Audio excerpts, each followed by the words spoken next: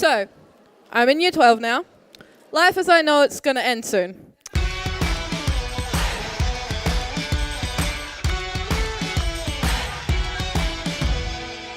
As some of you may or may not be able to tell already, I'm a hormonal teen. Are there any drama kids out here?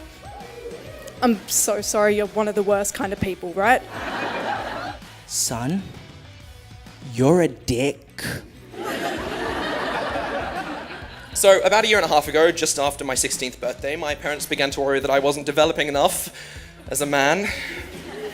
I'm just kind of loud and overconfident and say a lot of things, and some of them people laugh at. Class Clowns is the one and only competition for secondary students, and it's all centred around comedy. So I've been working on producing Class Clowns nationally for 4 years, and WA's always been really quiet, but I've never believed, and the people I've spoken with to have ever believed that that's for any reason apart from the fact we just need to find a way to connect with young people throughout WA.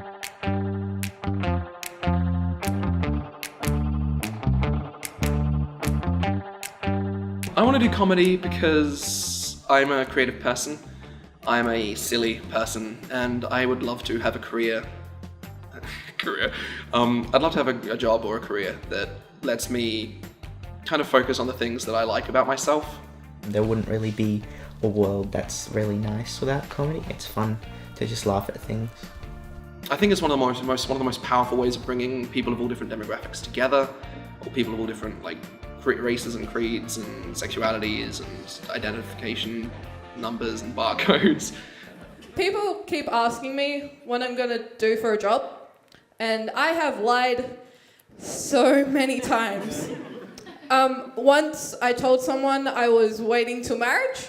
I learned a lot of stuff from Class Clowns, like proper mic work and just not to walk backwards and forwards on the stage and stuff. And I tried to take on board as much as I could from each show, and it was awesome to learn this stuff and see how people in the industry worked with it and stuff. It was awesome.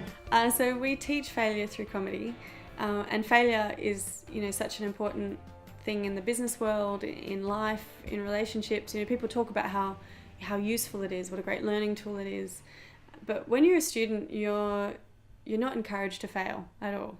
You are punished actually if you do badly at something, if you're late to something, if you don't do well on a test, you're punished for those failures. You're not really taught how to reflect on the failures, how to grow from that, how to look for better ways to do things. In fact, there's not that much reflection about the failure. It's more about not failing rather than what has that taught us and how has that changed us. Whereas in comedy, failure is such a part of the process. We're failing constantly in front of people, while we're writing, when we're working together. You ultimately have more misses than hits. But you have to keep going through this process of being really honest with yourself, with your emotions, with what's happening, and you have to just keep failing your way through to success. You get that mentality of if they don't laugh, it's okay, because that's the sort of point of comedy, that sometimes it doesn't land, sometimes it does. Yeah. It allows you to think differently, and that's useful for a lot of things, not just for performances.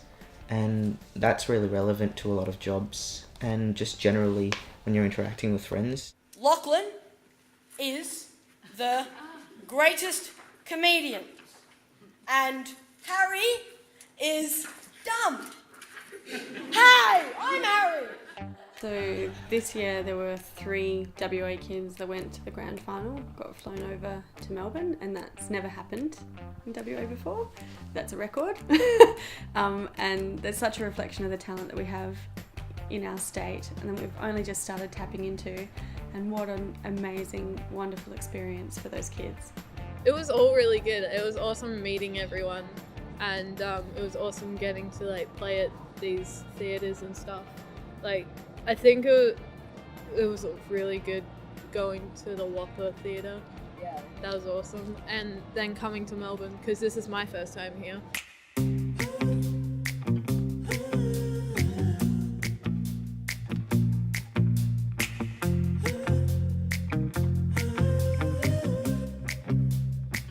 here's what's happening. We, the Comedy Festival, went all across Australia finding the funniest young people. Yes, that's right. Some of them have got more facial hair than me, but let's move on from that. I'm fine, whatever. Completely cool, I'm 34. Where's puberty? I think it's helped me develop my style a bit more. It's definitely prepared me to perform to bigger crowds, because up until Melbourne, the biggest crowd I'd performed to was maybe 100 people. And in Melbourne there were like 10 times that, which was super cool. I definitely didn't panic before I went on. I was cool as a ice boy. Welcome to the stage from WA, Lynden Hughes!